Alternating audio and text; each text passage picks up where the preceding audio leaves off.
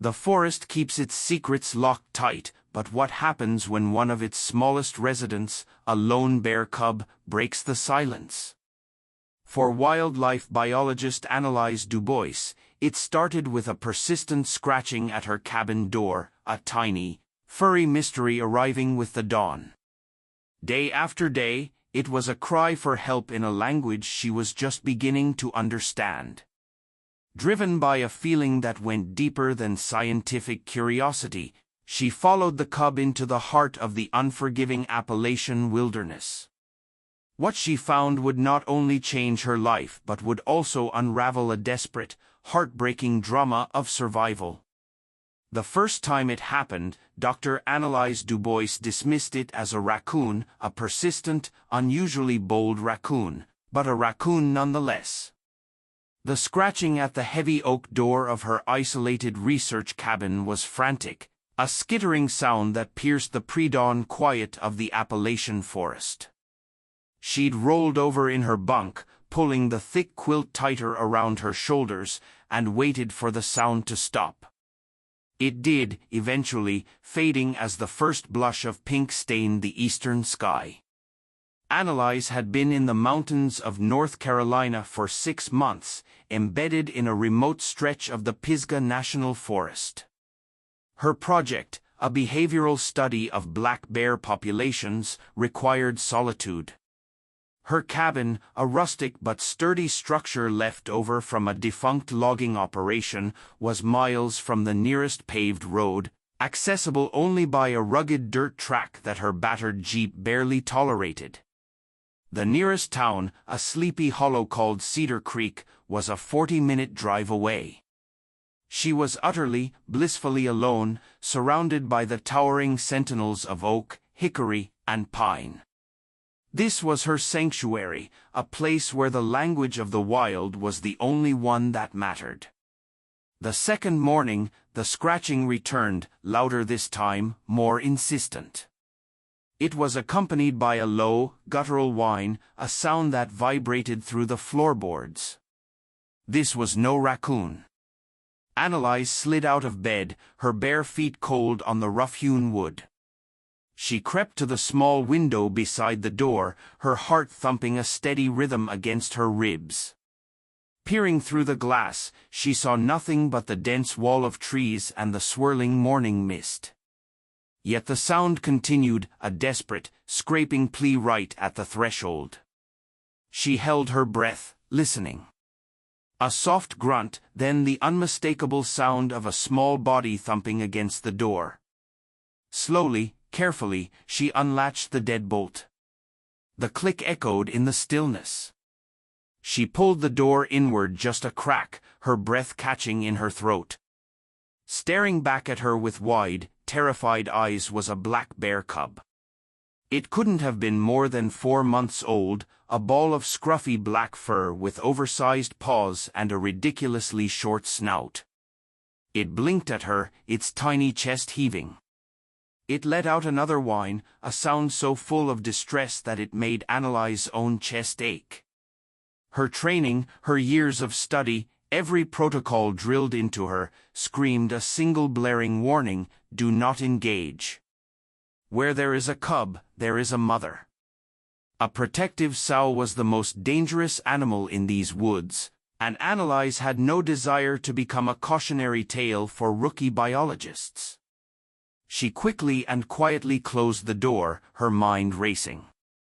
The cub should not be alone at this age, it would be inseparable from its mother, constantly under her watchful eye. She spent the day on edge, her research forgotten. Every snap of a twig, every rustle of leaves, sent a jolt of adrenaline through her. She scanned the dense woods surrounding her cabin, expecting to see the hulking shadow of a female bear appear at any moment, searching for her lost child. But the forest remained silent. The mother never came. The third morning, the cub was back. The scratching was weaker this time, the whines more pitiful. Anelise's scientific detachment was crumbling, replaced by a wave of pure, unadulterated worry. Against her better judgment, she opened the door again. The cub stumbled back, looking even smaller and more fragile than before. Its fur was matted, and it looked thin, far too thin. Dehydration and hunger were setting in. It stared at her, a silent appeal in its dark eyes, before turning and ambling a few feet toward the tree line. It stopped, looked back at her, and let out a soft huff. It was an invitation, a summons. Anelise's mind was a battlefield. The scientist in her argued for non-interference, for letting nature take its brutal, unforgiving course. The human in her, the part that had dedicated her life to understanding these creatures, saw an animal in profound distress, an infant crying for help in the only way it knew how. The cub's repeated, deliberate return to her specific cabin felt like more than a coincidence, it felt like a choice. It was seeking her out. The fourth morning sealed it. The scratching was barely audible. When Anelise opened the door, the cub was lying on the porch steps, its small body trembling. It lifted its head weakly, its gaze locking with hers. The unspoken question hung in the cool mountain air, "Will you help me?" Anelise knew she couldn't ignore it any longer. Protocol be damned, something was terribly wrong. A mother bear would not abandon her cub, not unless something had happened to her. And if something had happened to the mother, what about the cub's siblings? Black bear litters typically consisted of 2 to 3 cubs. It was highly unlikely this little one was an only child. She made a decision. It was risky, unprofessional, and potentially dangerous, but it was the only one she could live with. She would follow him. She quickly dressed, pulling on sturdy hiking boots and a durable jacket. She packed a small bag with a first aid kit, water, high-energy bars, a powerful flashlight, and a coil of rope. She also slipped her satellite phone into a waterproof pouch. Cell service was non-existent here, but the sat phone was her lifeline to the outside world. As she prepared, she watched the cub. It had risen to its feet and was watching her through the window, its posture expectant. She gave him an internal name, Scout. He seemed to fit the part. With a deep breath, she stepped outside. The cool morning air was crisp with the scent of pine and damp earth. Scout let out a small affirmative grunt and turned, leading the way. He moved slowly, his gait unsteady but with a clear sense of purpose. He would walk a few dozen yards, then stop and look back, waiting for her to catch up, a tiny, determined guide leading her into the vast, unknown wilderness. Anelise's heart pounded with a mixture of fear and anticipation. She was stepping into a world of uncertainty, following a wild animal into its territory. She had no idea what she would find, a sick or injured mother, an accident, a predator. But as she followed the small, shuffling form of the bear cub, one thing was clear: she was no longer just an observer. She was part of the story, and the forest was about to reveal one of its most heartbreaking secrets. The forest closed in around them almost immediately. The familiar, sun-dappled woods near Anelise's cabin gave way to a denser, more primal wilderness. Ancient hemlocks, their branches draped in shawls of moss, blocked out the morning light, casting the forest floor in a perpetual twilight. The air grew cooler, heavier, carrying the scent of decay and damp stone. Scout, despite his weakness, moved with a surprising tenacity, his small black form a stark contrast to the vibrant greens and deep browns of the undergrowth. Anelise followed, her senses on high alert. She was an experienced biologist and a skilled outdoors woman, but this was different. This wasn't a planned transect or a data-gathering expedition. She was off-trail, moving into a part of the forest she had never explored, guided by an animal whose motives were born of desperation. Every snapping twig sounded like a gunshot, every rustle of unseen life in the brush sent a fresh jolt of adrenaline through her. She clutched the canister of bear spray clipped to her belt, its cold weight a small, inadequate comfort. Scout's path was not easy. He led her away from the gentle slopes and into the rugged, unforgiving heart of the mountains. They scrambled over moss-slick boulders and ducked under the low-hanging branches of rhododendron thickets, their waxy leaves slapping against Anelise's face. The terrain grew steeper, the ground underfoot becoming a treacherous mix of loose rock and slick mud. Several times the little cub slipped, his tiny claws scrabbling for purchase. Each time he would right himself with a shake of his furry body and a soft grunt, as if apologizing for the delay, before looking back to ensure his human follower was still there. Anelise's admiration for the tiny creature grew with every step. He was exhausted, clearly running on fumes, yet he pushed onward, driven by an instinct she could only guess at. Was it hope, or just blind filial devotion? She talked to him in a low, soothing voice, the way one might talk to a frightened child. "It's okay, little guy. I'm right here. Just show me where we're going. We'll figure this out." The sound of her own voice seemed to calm her as much as the cub. After nearly 2 hours of grueling hiking, a new sound began to filter through the trees. It was the rush of water, the low, steady roar of a mountain river. Scout's pace quickened, his small nose twitching as he sniffed the air. He led her to the edge of a steep embankment that dropped away to a fast-moving river, its water churning white as it crashed over a bed of jagged rocks. The river had carved a deep gorge through the landscape, a raw, angry scar in the earth. Scout didn't hesitate, he started down a precarious, barely there path that zigzagged down the muddy cliff face. Anelise's heart leaped into her throat. This was dangerous, verging on reckless. A fall here would be catastrophic. "Scout, wait. Slow down," she called out, her voice swallowed by the river's roar. But the cub was relentless. He was a creature possessed by a singular purpose. Anelise had no choice but to follow, her hands grabbing onto exposed roots and rock ledges for stability, her boots sliding in the slick clay. The descent was terrifying.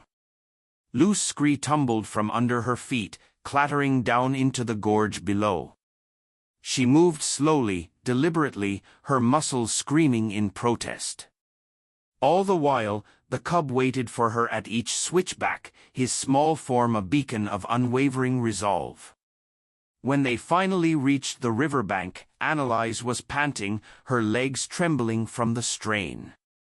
The air was thick with spray, and the noise was deafening.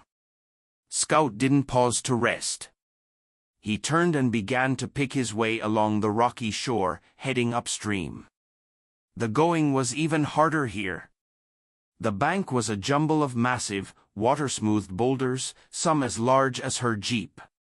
She had to climb over them, squeezing through tight gaps, the cold, damp rock seeping through her clothes. It was in this chaotic landscape of rock and water that she saw the first sign of disaster. A section of the gorge wall, 100 yards ahead, looked different.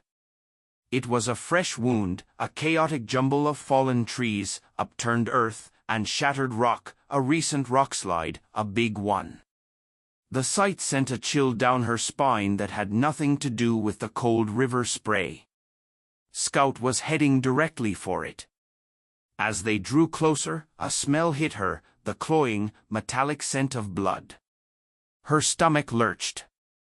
She slowed her pace, her sense of dread mounting with every step. Scout, however, seemed to gain a new burst of energy. He scrambled ahead, his small whines now audible even over the roar of the river. He led her to the base of the rockslide, a scene of utter devastation. An entire section of the cliff had sheared away, leaving a gaping, raw wound in the mountainside. Massive trees lay splintered like matchsticks, their roots torn violently from the earth. Boulders the size of small cars were piled in a chaotic heap.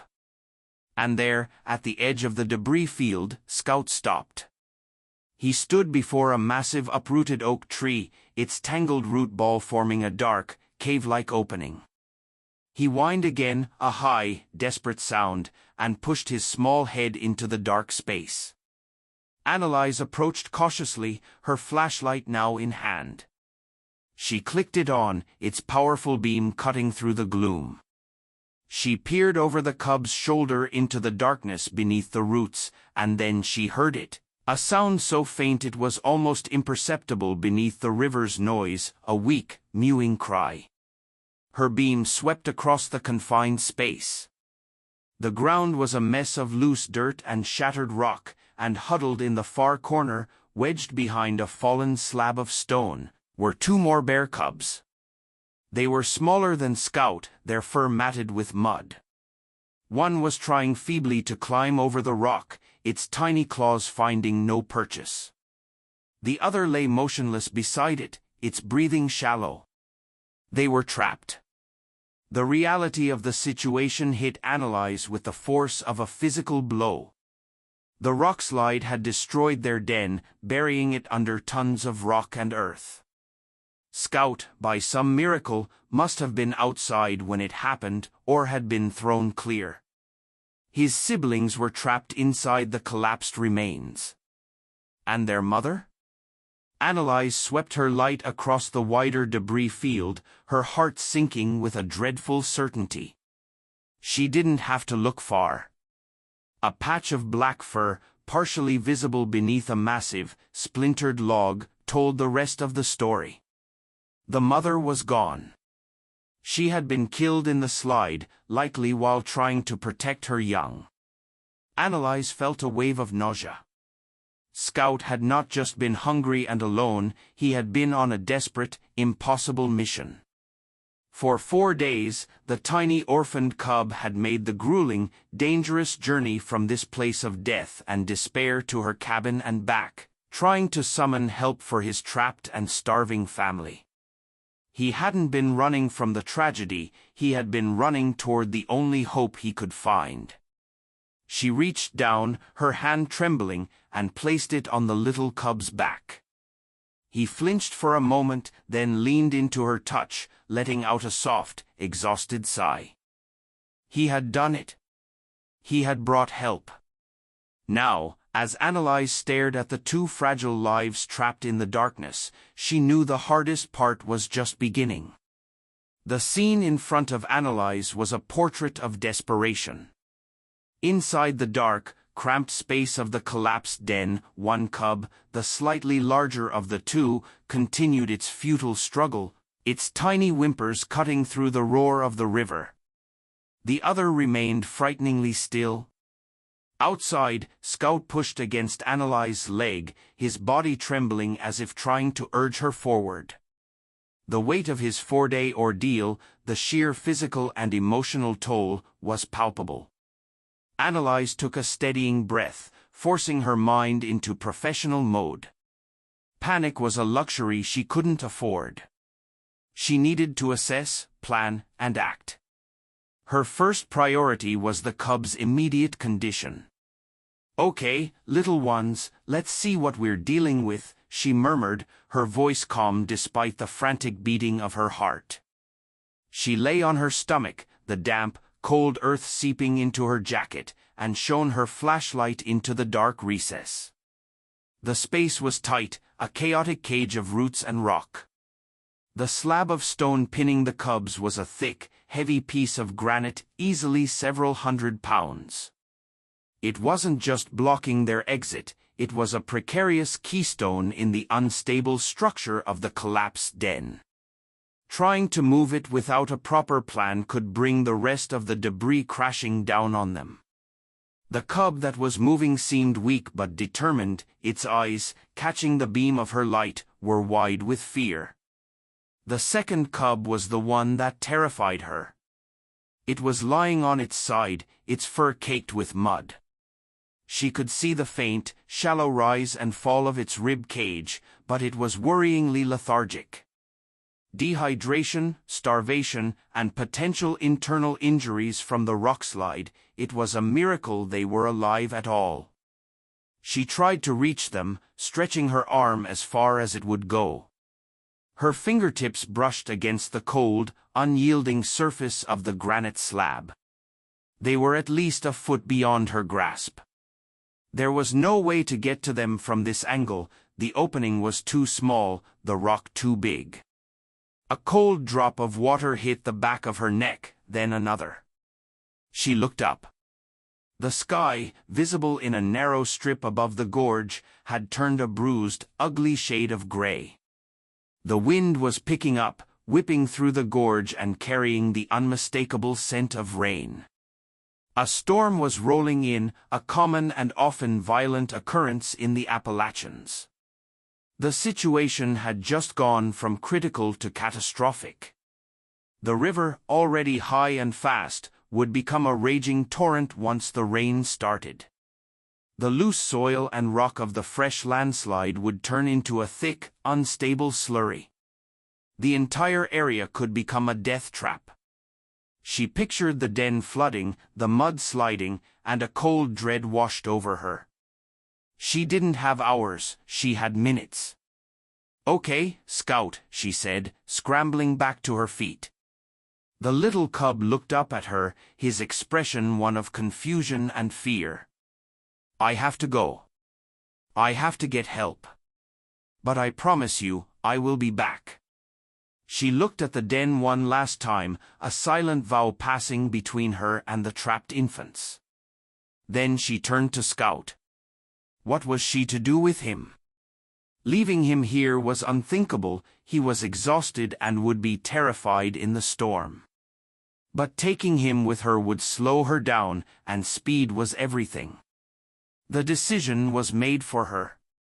As she started to move away, Scout let out a heartbreaking cry and stumbled after her. He wasn't going to be left behind. Anelise scooped him up into her arms. He was heavier than he looked, a solid weight of fur and bone, but he quickly settled against her chest, tucking his head under her chin, a gesture of complete and utter trust that nearly broke her heart. Carrying the cub, she began the perilous journey back. The climb up the gorge wall was a nightmare. The rain was coming down in earnest now, cold and steady, turning the already treacherous path into a slick, muddy slide. With one arm wrapped around the cub, she had only one free hand to grip roots and rocks. Her muscles burned, her lungs ached. The added weight of Scout, small as he was, threw her off balance several times. Her feet slipped, and she had to throw her body against the cliff face, shielding the cub, her cheek scraping against the rough bark of a root. The roar of the river was changing, deepening into an angry growl as it began to swell. The rain plastered her hair to her face and soaked through her jacket, chilling her to the bone. Scout shivered in her arms, and she hugged him tighter, trying to shield him from the worst of it. "It's okay," she whispered, her words snatched away by the wind, "we're going to make it." By the time she reached the top of the gorge, she was soaked, muddy, and utterly exhausted. But there was no time to rest. She set a punishing pace, half jogging through the darkening woods, the added weight in her arms a constant reminder of the lives that depended on her. The forest, which had seemed so mysterious and beautiful just hours before, now felt menacing, the trees like dark, skeletal fingers reaching for her, the wind howling through their branches.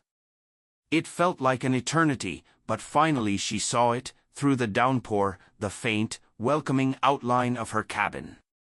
She burst out of the tree line and stumbled across the clearing, fumbling with the doorknob with numb, clumsy fingers. Inside, she collapsed against the closed door for a single, gasping moment before her training kicked in. She gently placed Scout on the thick braided rug in front of the cold fireplace. He immediately curled into a tight ball, shivering. Anelise grabbed a wool blanket and wrapped it around him, then raced to her desk. She snatched up the satellite phone, her hands shaking as she powered it on. The device whirred to life, searching for a signal. She stared at the screen, praying, "Come on, come on." After an agonizingly long minute, the green light blinked, connected. She didn't have the number for the local sheriff or forest service memorized. Her contact list was mostly university colleagues and family. But there was one number she'd been given when she first arrived, a number for emergencies, for the person who knew these mountains better than anyone. She scrolled through her contacts, her thumb smudging the screen. There it was, Ben Carter, Mountain Rescue. She'd met him once briefly in Cedar Creek. He was a gruff, weathered man in his late 40s with a quiet intensity and eyes that seemed to see right through you. He ran a one-man rescue operation, the go-to person for lost hikers and climbing accidents. He was a local legend, respected and a little feared. He was also her only hope. She pressed the call button, listening to the strange digital burr of the satellite connection. It rang once, twice. On the third ring, a voice answered, rough and impatient, barely audible over the static and the roar of the storm outside her window. "Carter." "Ben. My name is Anelise Dubois. I'm the biologist at the old logging cabin," she said, her voice rushing out in a torrent. "I have an emergency, a bad one. A rockslide in the gorge north of here. There are 2 bear cubs trapped. They're alive, but they won't be for long. The storm, the den is going to flood. I need your help." There was a long pause on the other end of the line, a silence filled only with static. Anelise held her breath, her knuckles white as she gripped the phone. His response would determine whether 2 tiny lives had a chance or if they would perish alone in the dark, cold earth. The silence stretched on, thick and heavy. For a moment, Anelise thought the connection had dropped. The only sounds were the drumming of rain against the cabin's metal roof and the faint, shivering breaths of the cub huddled in the blanket. A rockslide. Ben Carter's voice finally crackled through the static, flat and devoid of emotion. "You're sure they're trapped?" "Not just held up, I'm positive," Anelise insisted, frustration and fear making her voice sharp. Their den collapsed. A massive granite slab is blocking the entrance. I was there. I saw them. Their mother is dead, Ben. They're dying. We have to move now." Another pause. She could almost picture him on the other end of the line, sitting in a cluttered office, a map of the mountains spread before him, his brow furrowed, weighing the risks. A rescue for a hiker was one thing, a rescue for wild animals, for bears in the middle of a full-blown mountain storm, was something else entirely. It was a fool's errand. "You know what you're asking, Dr. Dubois," he said, his tone laced with a weary skepticism she recognized instantly. It was the tone of a practical man dealing with what he likely perceived as an overly emotional academic. "I'd be risking my neck, and for what? For 2 animals that nature has already decided against. Sometimes you have to let things be."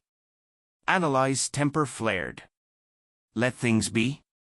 One of their siblings walked for 4 days through miles of brutal terrain to come and find me. He's in my cabin right now. He didn't let things be. He fought. Are you telling me that an animal's instinct to save its family is worth less than a hiker's mistake? She hadn't meant for it to come out so confrontational, but her words hung in the air, a direct challenge. She heard a heavy sigh on the other end of the line. Where exactly is this slide? He asked. The shift in his tone was subtle, but it was there. He had moved from dismissal to consideration. Anelise quickly grabbed her topographical map from the wall, spreading it across her desk. About 2 miles upstream from the old suspension bridge on the east side of the gorge. There's a sharp bend in the river. You can't miss it. The whole cliff face has come down. I know the spot, he said grimly. Unstable shale. It was bound to go sooner or later. The saturation from this storm probably pushed it over the edge. He was quiet for another moment, the gears turning. What kind of equipment do you have? Standard field gear. Ropes, carabiners, a first aid kit. Nothing that can move a rock that size. All right, he said, and the single word was a capitulation. It'll take me the better part of an hour to get to your cabin, maybe more in this weather. The track is going to be a river of mud. You have a winch on that Jeep of yours? A heavy-duty one, she confirmed. Good. We'll need it, and every length of rope you've got. Get your gear ready. And Dr. Dubois, yes, don't get your hopes up. The odds are long. The line went dead. Anelise hung up, a wave of relief so powerful it left her dizzy. He was coming. They had a chance. The relief was immediately replaced by a surge of adrenaline. An hour. She had to be ready. Her first thought was for Scout. She warmed a small bowl of water and mixed in a little bit of electrolytes from her medical kit. She knelt by the fireplace and gently nudged the bowl toward the cub's nose. He sniffed it tentatively, then began to lap at the water, his small pink tongue working greedily. It was the first sign of hope she'd had in hours. While he drank, she quickly changed out of her soaked clothes and into dry, warm layers, her movements efficient and practiced. Then she turned to her equipment. She laid out her climbing ropes on the floor, checking them for any frays or weaknesses. She gathered her harness, a collection of pulleys and carabiners, and her most powerful headlamps. She packed a thermal blanket and a small collapsible carrier, hoping she'd get the chance to use them. Every piece of gear she selected was a prayer, a tangible piece of hope she was sending out into the storm. The hour crawled by.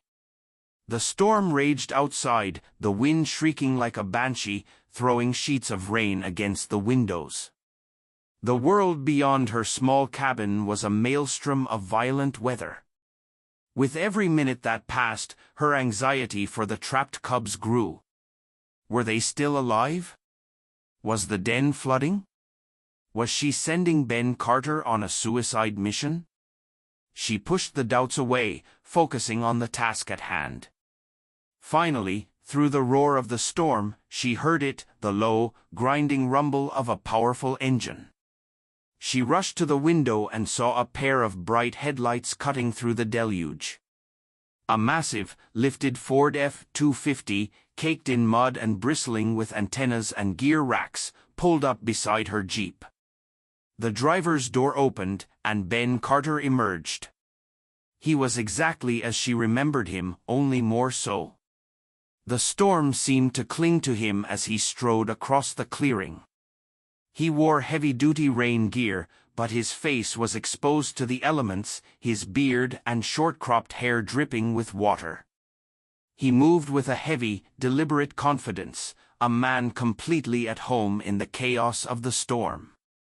He didn't bother knocking, just pushed the door open and stepped inside, bringing the storm in with him.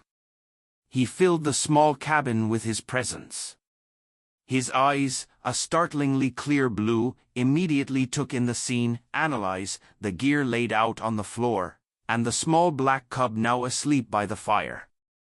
He looked at Scout for a long moment, his expression unreadable. "He's the one?" Ben asked, his voice a low rumble. "Yes," Anelise replied. "We're calling him Scout." Ben grunted, a sound that could have meant anything.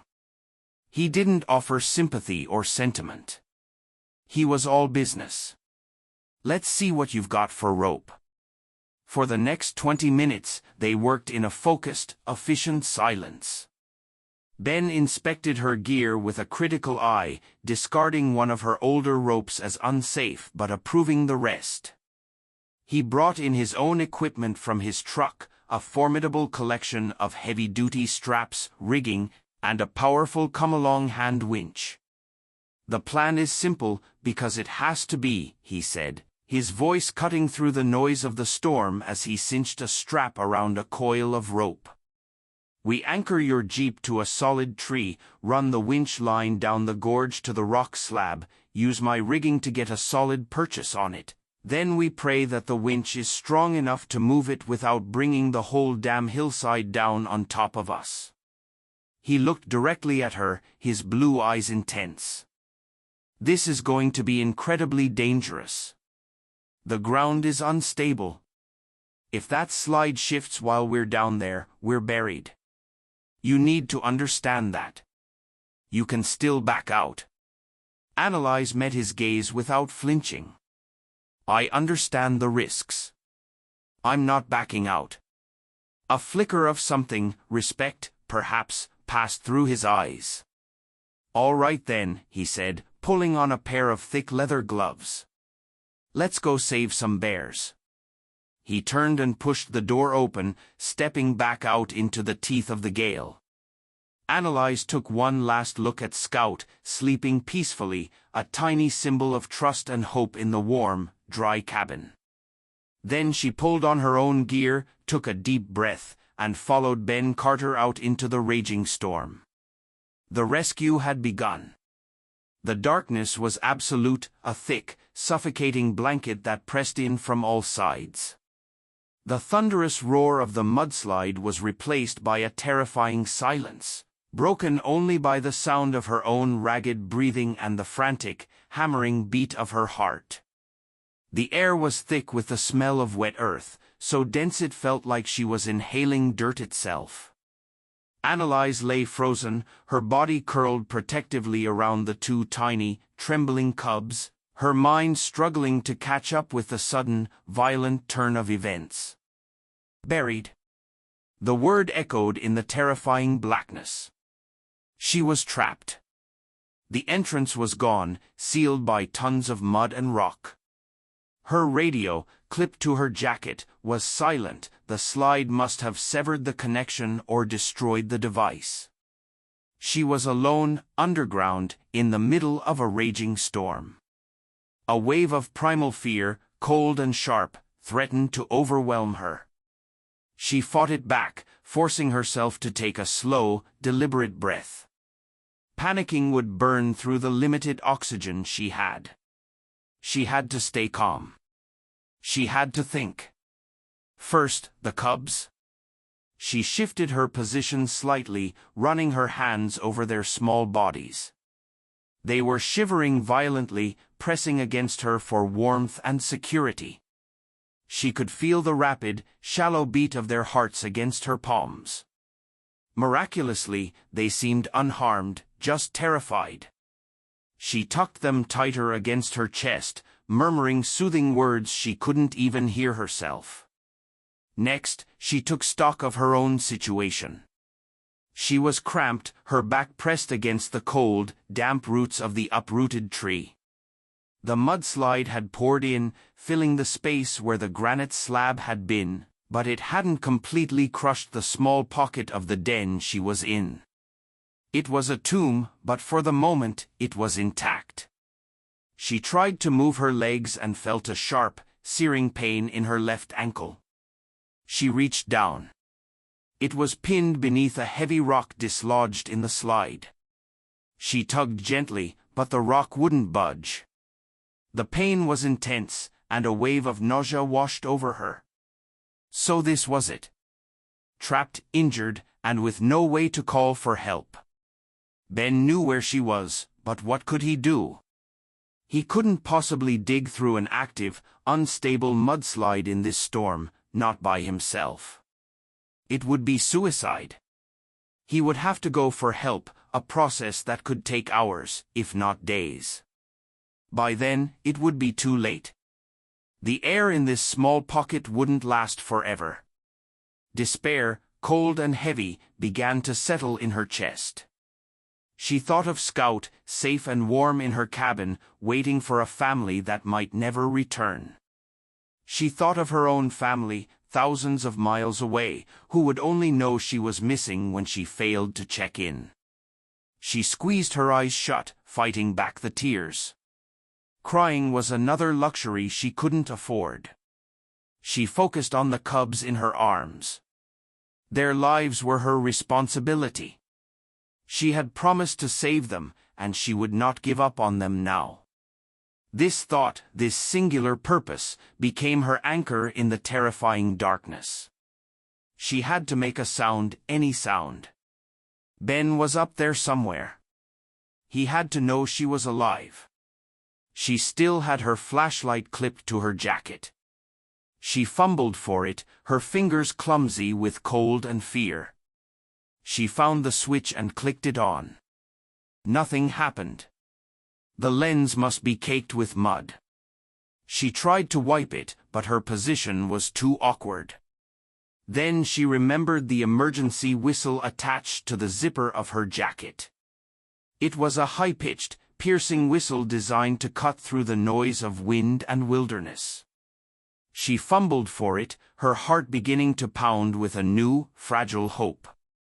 She brought it to her lips, her mouth dry with fear, and blew with all the strength she could muster. The sound was shockingly loud in the confined space, a shrill, desperate shriek that seemed to vibrate through the earth. She blew again and again, creating a pattern, 3 sharp blasts, a pause, 3 sharp blasts, the universal signal of distress. Outside the slide, Ben Carter was in a state of controlled panic. He had seen the hillside give way, had seen Anelise disappear into the chaos. His first instinct was to race down and start digging with his bare hands, but his training and experience held him back. The slide was still moving, settling, and to go down there now would be to join her in a muddy grave. He had screamed her name into the radio over and over, his voice raw with a desperation that surprised him. The only response was static. For a horrible, gut-wrenching moment, he believed she was gone. He stood in the relentless, driving rain, his powerful headlamp beam scanning the fresh wave of mud and rock, a feeling of profound failure and loss washing over him. He had brought her here. He had let her stay down there. This was on him.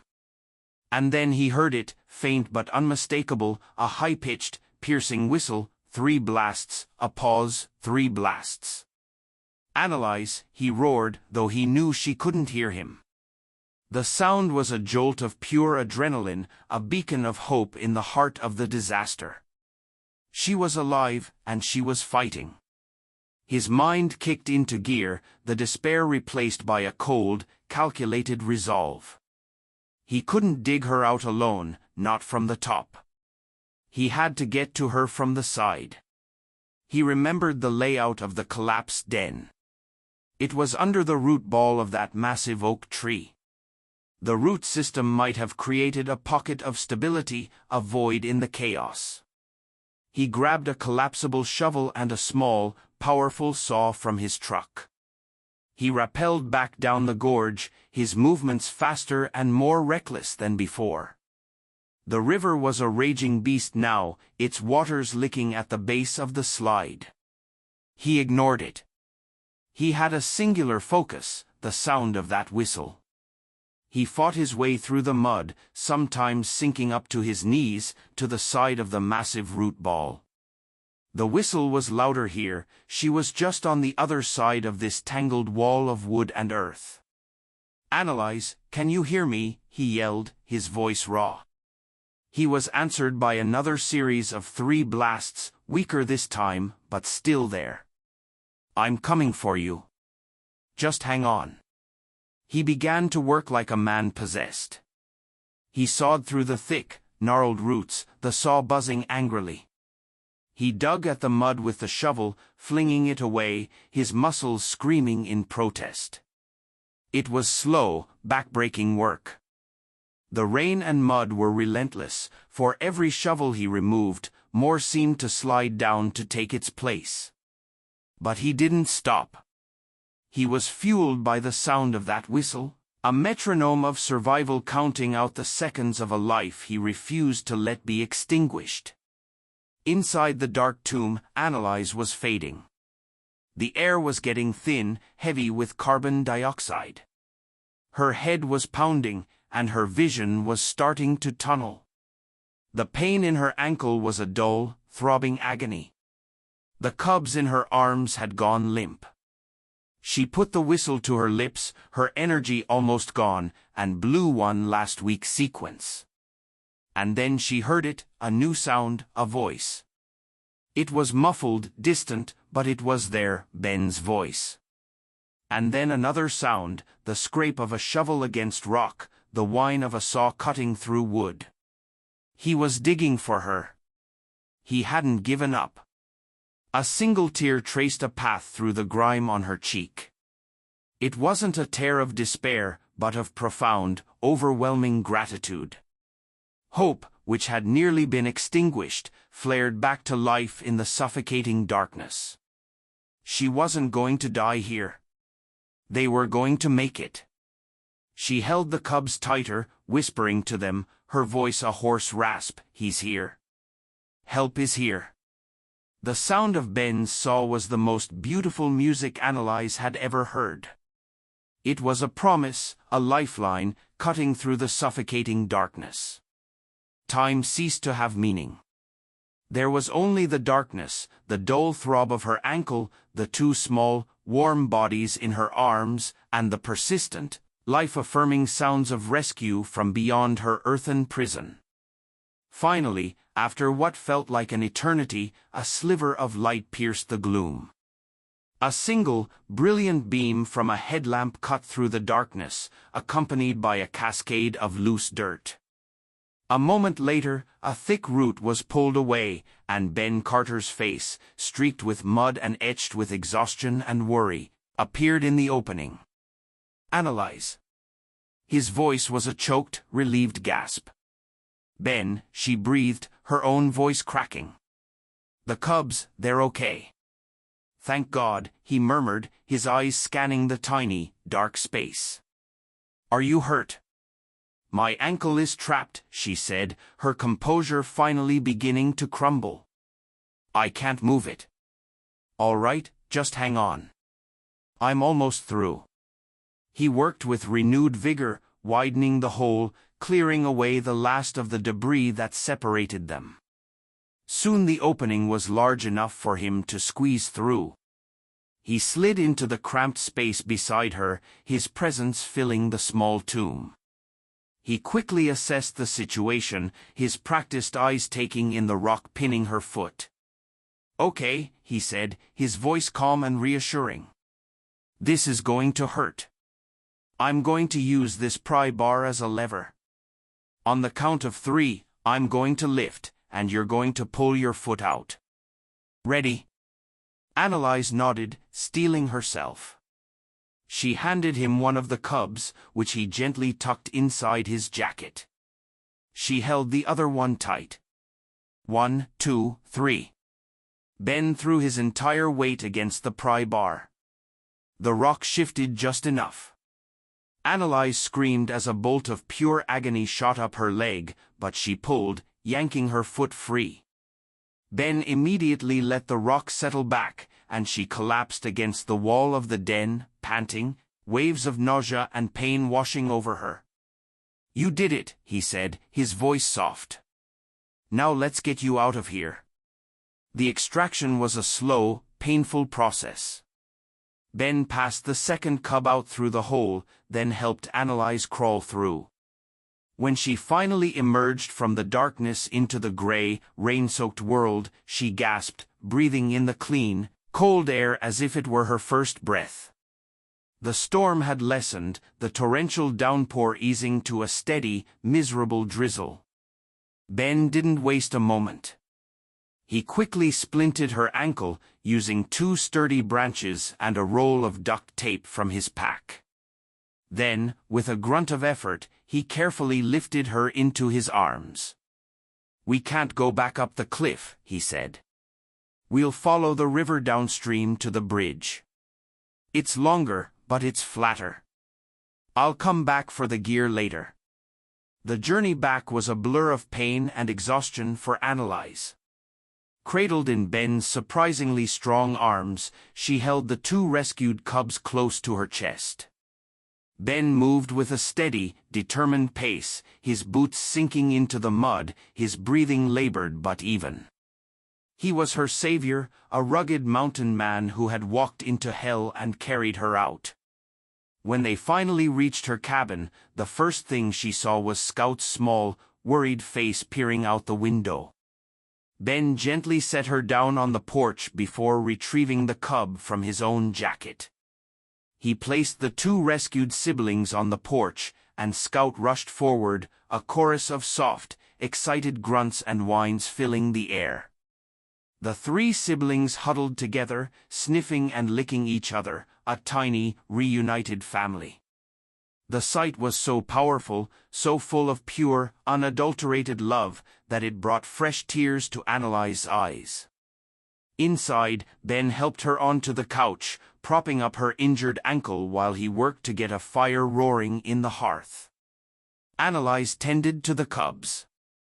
They were weak, dehydrated, and ravenously hungry.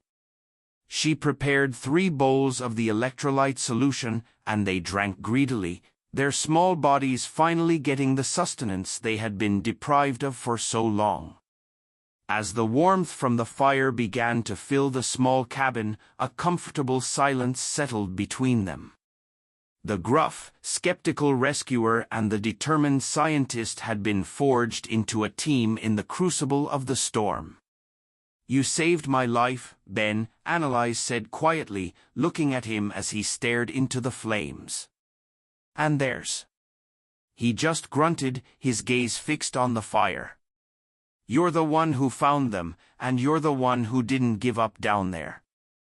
That whistle, that was smart." A few days later, after a visit to the clinic in Cedar Creek confirmed a badly sprained ankle, Anelise made another call. This time it was to the Appalachian Bear Rescue Facility, a renowned rehabilitation center in Tennessee.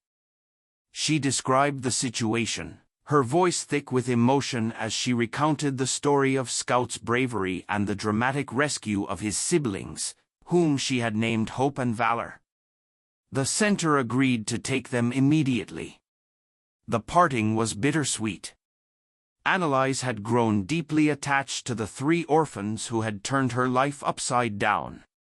As the ABTR truck pulled away with the 3 cubs safely in a carrier, she felt a profound sense of both loss and accomplishment.